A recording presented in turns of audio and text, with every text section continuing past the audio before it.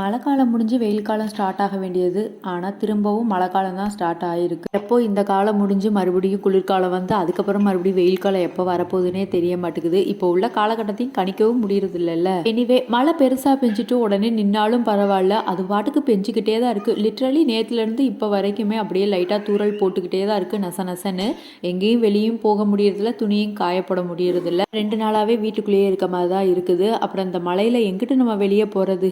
கொஞ்சம் ஐஸாக இருந்தாலே நம்ம உடம்பு ஒத்துக்காது, வெளியே போகிறதுக்கு யோசிப்போம். இதில் நகி நகின்னு பெய்கிற மழைக்குள்ளே போய் எங்கிட்டு போராடுறது? எனக்கு தொடர்ந்து மழை பெஞ்சிட்டே இருந்தாலே சென்னையில் ஒரு 8-7 இயர்ஸ்க்கு பேக் வந்துட்டு அந்த ஃப்ளட்டு வந்தது இல்லையா, அதுதான் கொஞ்சம் ஞாபகத்துக்கு வரும். அப்பப்போ நான் நியூஸையும் செக் பண்ணி பார்த்துக்கிட்டே இருப்பேன். சென்னையில் மட்டும் எப்படி இருக்குது மழை நிலவரம் எல்லாமே அப்படிங்கிறத மட்டும். ஏன்னா அங்கே தான் எல்லா இடத்துலையும் வீடு கட்டி வச்சுருக்காங்களா, அதனால் தண்ணி போகிறதுக்கு வசதியே இல்லாமல் அங்கங்கே தேங்கி அப்படியே ஃப்ளட்டாக வந்துடுது. அதனாலேயே எனக்கு கொஞ்சம் பயம்தான். உங்களுக்கு மழை பெஞ்சால் எந்த மெமரிஸை வந்து நீங்கள் கேரி பண்ணுவீங்கன்னு சொல்லி கமெண்ட்டில் சொல்லுங்கள்.